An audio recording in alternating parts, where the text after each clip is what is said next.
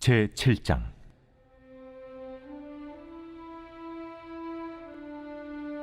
재앙이로다 나여, 나는 여름 과일을 딴 후와 포도를 거둔 후 같아서 먹을 포도송이가 없으며 내 마음에 사모하는 처음 익은 무화과가 없도다.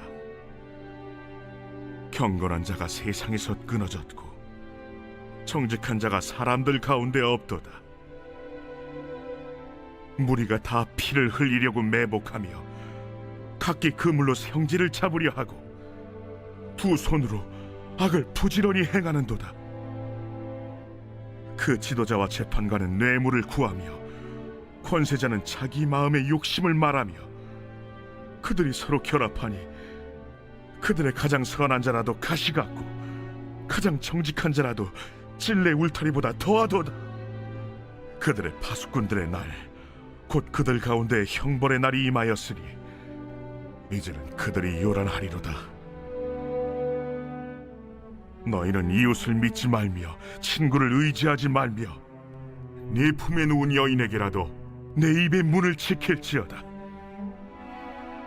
아들이 아버지를 멸시하며 딸이 어머니를 대적하며 며느리가 시어머니를 대적하리니 사람의 원수가 곧 자기의 집안 사람이리로다. 오직 나는 여호와를 우러러보며 나를 구원하시는 하나님을 바라보나니 나의 하나님이 나에게 귀를 기울이시리로다. 나의 대적이여, 나로 말미암아 기뻐하지 말지어다. 나는 엎드러질지라도 일어날 것이요 어두운 데 앉을지라도 여호와께서 나의 빛이 되실 것이미로다. 내가 여호와께 범죄하였으니 그의 진도를 당하려니와 마침내 주께서 나를 위하여 논쟁하시고 심판하시며 주께서 나를 인도하사 광명에 이르게 하시리니 내가 그의 공의를 보리로다. 나의 대적이 이것을 보고 부끄러워하리니 그는 전에 내게 말하기를 내 하나님 여호와가 어디 있느냐 하던 자라. 그가 거리에 진흙같이 밟히리니 그것을 내가 보리로다. 내 성벽을 건축하는 날, 곧 그날에는 지경이 넓혀질 것이라.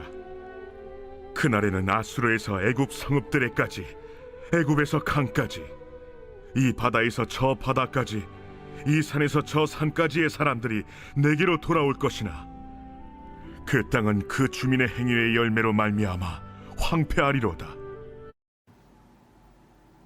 샬롬, 여러분 반갑습니다. 오늘도 큐티로 여는 기막힌 하루입니다. 이 시간 우리에게 허락하신 본문은 미가 7장 1절부터 13절까지 말씀입니다. 오늘 미가서를 통해 광명으로 가기 위해서는 어떤 것이 먼저 선행되어야 하는지를 함께 묵상하도록 하겠습니다. 첫 번째로는 재앙의 날을 재앙으로 받아야 합니다. 미가는 1절 말씀에서 재앙이로다 나여 라고 하며 이 재앙이 바로 자신에게 임했다는 것으로 해석하며 탄식을 하고 있습니다. 이스라엘에게 임한 재앙을 자신이 당하는 재앙으로 통감하고 있는 것입니다.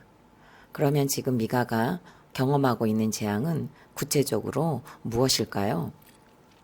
그것은 먹을 것이 없다는 것으로 표현을 합니다. 여름이면 너무도 당연하게 수확하는 새콤달콤한 포도와 다른 과일의 수확이 모두 끝나버린, 그리고 큼지막하고도 달콤한 무화과도 찾아볼 수 없는 밭이 되어버린 것을 표현하고 있습니다. 여느 때는 아무렇지도 않게 먹을 수 있었던 평범하고 맛있는 과일들을 절대로 수확할 수 없이 모두 말라버린 나무들만을 바라보는 심정입니다. 그러나 더 비참한 허기짐은 육적인 배고픔보다 더한 영적으로도 피골이 상접한 상태가 되어버린 이스라엘을 보는 것이었습니다. 하나님을 믿는다고 하는 이스라엘에게서 경건한 자가 끊어지는 참으로 비참한 영적 암흑기가 도래해 있음을 말해주고 있습니다.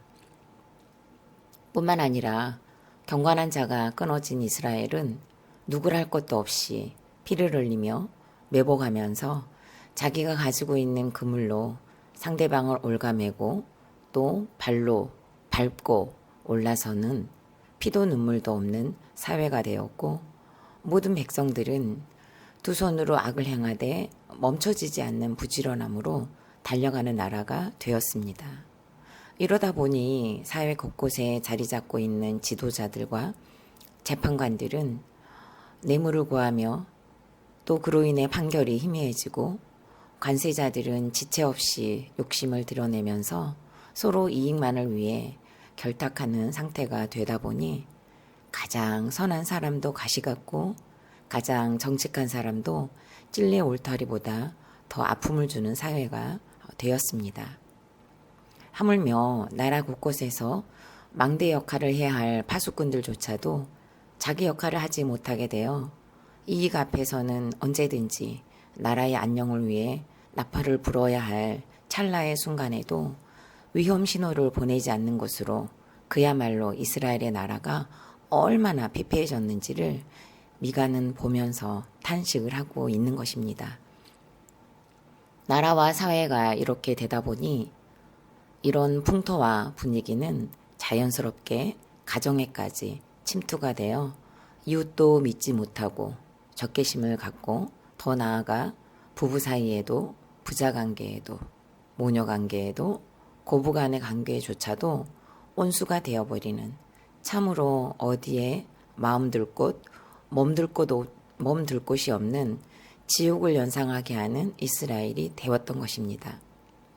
하나님 없이 자신만의 힘으로 성을 쌓듯이 살아가는 이스라엘을 보면서 미가는 눈을 씻고 찾아보아도 믿는 자가 한 사람도 없는 자신의 나라를 보며 이것이야말로 형벌이라고, 그래서 형벌의 날이 온다고 경고를 하는 것입니다. 형벌의 날이 임하니 파수꾼들이 하는 것은 요란함 뿐입니다. 말씀으로 깨어있지 못하니 할 수 있는 것이라고는 당황하여 소리치고 이리저리 우왕좌왕하고 일에 서두가 없고 노랗게 질려 표정만 지을 뿐이라고 합니다. 오늘 저는 본문을 보면서 어쩌면 이리도 형벌의 표현이 기가 막히도록 섬세할까? 정말 미가가 표현한 이 언어들이야말로 형벌을 그대로 나타내주고 있다는 생각을 했습니다. 그러면서 지난 저의 결혼 생활이 떠오릅니다. 단어 하나하나가 저의 결혼 생활의 막장 드라마를 떠오르게 했습니다. 외벌이로 교회 부설 어린이집 교사로 근무하면서 받은 사례비는 그야말로 여름과일을 딴 후에 가수원 같았습니다. 시어머니를 모시면서 어느 때는 30만 원으로 살고 어느 때는 40만 원으로 5 식구가 살았기에, 아들은 분유값이 없어 분유회사의 판촉사원으로 근무하시던 지인으로부터 일회용품을 받아 22개월까지 자라게 하셨습니다. 말라버린 가계부, 시어머님은 권사님, 부부는 신학도였지만 서로의 기대에 미치지 못하는 상대방에게 피를 흘리려고 매복하여 각기 가지고 있는 옳고 그름과 정제의 그물로 올가매고 부지런히 자신이 알고 있는 모든 지식들을 사용하여 비난하고 무시했습니다. 아무리 부드럽게 말을 해도 가시 같고, 아무리 다정스럽게 해도 찔레 울타리 같은 말과 행동, 몸짓으로 살았던 결혼 생활이었다는 것이 다시 그려지는 오늘입니다. 자녀를 양육하면서 부모로서 파수꾼의 역할을 하지 못했습니다. 남편은 아버지의 역할을, 저는 아내의 역할을 감당하지 못했기에 결국 딸은 우울과 무기력의 형벌로 도장을 찍어주셨고, 저희 부부는 감사하게도 말씀이 있었고 공동체가 있었기 때문에 요란하지 않을 수 있었습니다.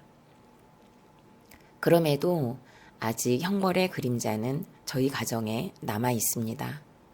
자녀들은 일하지 않는 아버지를 향하여 무시와 비난의 말과 눈빛, 표정들이 오고 가고 있습니다.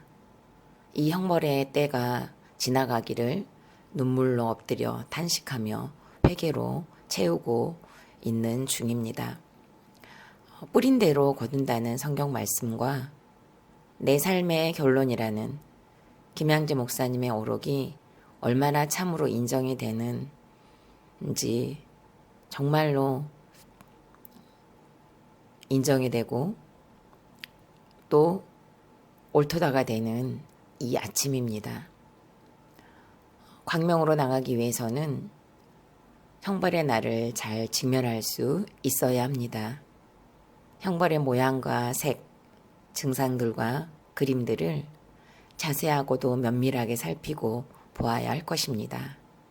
하나님께서 보여주신 형벌을 보여주신 대로 보면서 재앙을 재앙으로 받아들이며 재앙이로다 나여 라는 탄식이야말로 가장 형벌의 때에 맞는 소리이자 가장 정직한 외침이기 때문입니다.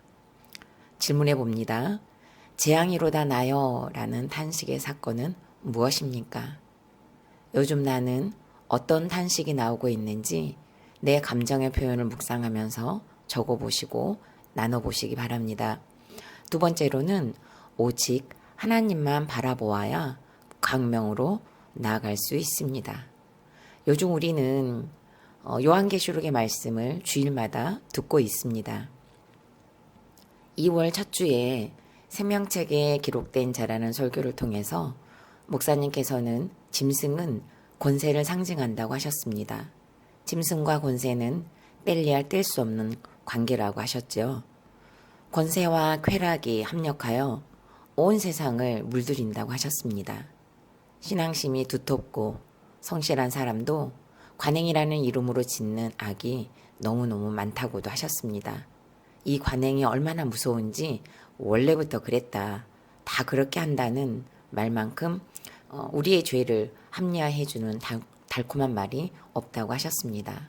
그러나 관행의 이름으로 죄를 합리화하는 것은 짐승을 탄 음녀를 따라가는 것이라고 분명하게 말씀해 주셨습니다. 우리의 죄는 악한 조류에 자연스럽게 승차하고 싶은 욕구와 항상 전쟁한다고 해도 과언이 아닐 것입니다. 많은 사람들이 악을 행한다는 사실을 빌미로 삼아 죄의식을 희석시키고 자신의 범죄를 정당화하지만 미가 선지자는 관행이라는 이름으로 세상에 동화되는 이스라엘을 보고 분명한 반대의 목소리를 내면서 그의 결심을 보여주고 있는 것 같습니다. 오직 나는 어쩌면 단 한 사람이라도 미가는 의인을 찾지 못한 것 같습니다. 소돔과 고모라가 멸망하기 전 아브라함이 의인 10명을 찾지 못한 광경이었다는 것을 짐작하게 합니다. 그래서 미가는 더욱더 오직 나는 이라는 단호한 결심을 하며 단 한 명도 없을지라도 나는 오직 나는 여호와를 우러러보며 나를 구원하신 하나님을 바라보겠다고 한 것입니다. 하나님을 바라본다는 것은 기다린다는 뜻이 기본으로 깔려있는 단어입니다. 그러기에 기다리는 동안에 일어날 현상, 곧 쇠약해지고 지치다라는 뜻이 이 단어에 내포되어 있습니다. 그러기에 하나님을 바라본다는 것은 구원을 기다리는 동안 발생하게 되는 쇠약해지는 몸과 영혼, 그러기에 지치고 고날 수밖에 없는 현실이 도래한다고 해도 그럼에도 불구하고 하나님을 바라본다는 것입니다. 또한 쇠약해질 때까지, 지칠 때까지 하나님을 바라본다는 것이기도 합니다. 고린도전서 10장 13절에 보면 사람이 감당할 시험 밖에는 너희가 당한 것이 없나니 오직 하나님은 미쁘사 너희가 감당하지 못할 시험 당함을 허락하지 아니하시고 시험 당할 즈음에 또한 피할 길을 내사 너희로 능히 감당하게 하시느니라 라고 해주셨습니다. 우리의 약함을 아시고 하나님께서는 이렇게 우리를 달래고 위로하며 호호 불어가고 계십니다. 그리고 베드로전서 4장 12절부터 13절에서는 사랑하는 자들아 너희를 연단하려고 오는 불시험을 이상한 일 당하는 것 같이 이상히 여기지 말고 오히려 너희가 그리스도의 고난에 참여하는 것으로 즐거워하라. 이는 그의 영광을 나타내실 때 너희로 즐거워하고 기뻐하게 하려 함이라. 아멘. 우리의 고난의 때에 비록 엎드러질지라도 일어나게 하는 말씀이요 흑암 중에 있을지라도 빛이 되는 말씀입니다. 그러면 우리가 오직 하나님만을 바라볼 수 있는 가장 구체적인 방법은 무엇일까요? 혹시 짐작하셨나요? 그것은 여전한 방식으로 선포되는 말씀의 자리, 예배의 자리에 나오는 것입니다. 온라인 예배 흐름에서 벗어나 이제는 움직이는 적용이 필요한 계절이 되기도 했습니다. 그리고 그 말씀을 토대로 하여 질문을 가지고 나누는 목장에 붙어가는 것이야말로 각자가 엎드러진 것과 흑암의 권세까지도 서로 오픈하면서 나누다 보면 공감과 위로를 얻게 되는 것 같습니다. 하나님의 말씀이 어떻게 사실적으로 나타나는지를 목원의 나눔을 통해 볼 수 있으니 얼마나 감사한 자리인지 모릅니다. 목장이야말로 각자의 환경과 사건을 맞춰 나타난 하나님을 우러러 볼 수 있는 최고의 장소라고 생각합니다. 비록 어느 때는 서로 뜻이 맞지 않아 충돌이 될 수 있습니다. 어느 때는 기분이 딱 틀어질 때도 있지요. 무시가 되고 분노가 치밀어 오를 때도 분명 있을 것입니다. 때에 따라 목자도 목원도 서로를 받아내느라 쇠약해지고 지칠 수 있습니다. 그러나 서로에게 쇠약해지고 지치더라도 그 쇠약해짐과 지쳐있는 엎어진 모습까지도 나누고 가다 보면 그럼에도 불구하고 붙어있으면 단언컨대 머물러 있지 않고 이슬비에 옷이 젖듯이 구속사에 물이 들어가는 것을 보게 될 것입니다. 미가는 오늘 8절 말씀에서 나는 엎드러질지라도 일어날 것이요 어두운 데 앉을지라도 여호와께서 나의 빛이 되실 것이미로다 라고 외치고 있습니다. 우리가 목장에 붙어 있으면 미가의 이 말씀이 분명하게 저와 여러분에게도 임할 것을 믿습니다. 저희 목장은 매주 화요일에 모임을 갖습니다. 월요일부터 그 전주 화요 모임이 끝난 후 수요일부터 이미 목원들이 기다려지고 보고 싶습니다. 맛있는 것을 보면 같이 먹고 싶고 좋은 것이 있으면 나누고 싶고 저희 목장 이름이 뭔지 아시죠? 모지리 목장입니다. 그래서일까요? 모지리들이 모여 있다 보니 경험도 모지랍니다. 그래서 경험하지 못한 반찬이나 그리고 디저트나 빵 종류가 생각나면 집에 있는 재료들을 뒤져서라도 만들어 먹이고 싶습니다. 때로는 형편없는 모양의 빵을 만들어서 목원들이 마루타가 되기도 하지만 그 형편없는 모양의 빵 때문에 또 한바탕 웃기도 합니다. 왜 그럴까요? 저희 목원들은 제가 전도사지만 엎어진 것을 다 보고 가고 있고 저의 어둠과 같은 폐륜을 비롯한 다양한 악들을 알아가고 있고 또 저 역시 마찬가지로 서로 보고 가고 있어서 참 편합니다. 저만 편할까요? 오늘 이제 모임을 갖게 되면 한번 목원들께 여쭤봐야 할 것 같습니다. 사실 별것이라도 다 나누고 싶습니다. 그리고 이 마음은 저를 웃게 하고 저를 기쁘게 하고 또 저에게 감사하게 하고 어찌 보면 좋을 것이 하나도 없을 것 같은 제 일상에 목장은 저에게 있어서 하나님께서 허락해 주신 큰 빛이기도 합니다. 질문해 보겠습니다. 목장에 잘 붙어가고 계십니까? 새로운 목장에서 벌써 쇠약해지고 지쳐가고 있지는 않습니까? 그럼에도 불구하고 붙어가심으로 목장을 통해 여호와께서 나의 빛이 되실 것이미로다의 기쁨의 날을 소망을 가지고 기다려 보시기 바랍니다. 세 번째로는 회개해야 광명으로 나갈 수 있습니다. 미가는 내가 여호와께 범죄하였으니 라고 하면서 회개를 합니다. 광명에 이르기 위해서는 하나님께서 부으신 재앙을 재앙으로 알고 형벌을 형벌로 인정하며 이 재앙과 형벌에서 구원하실 유일하신 하나님을 바라보아야 합니다. 그리고 오늘의 재앙, 형벌, 심판을 보며 내가 여호와께 범죄하였으니 라고 회개하는 것입니다. 미가는 이스라엘의 재앙을 보고 내가 여호와께 범죄했다고 합니다.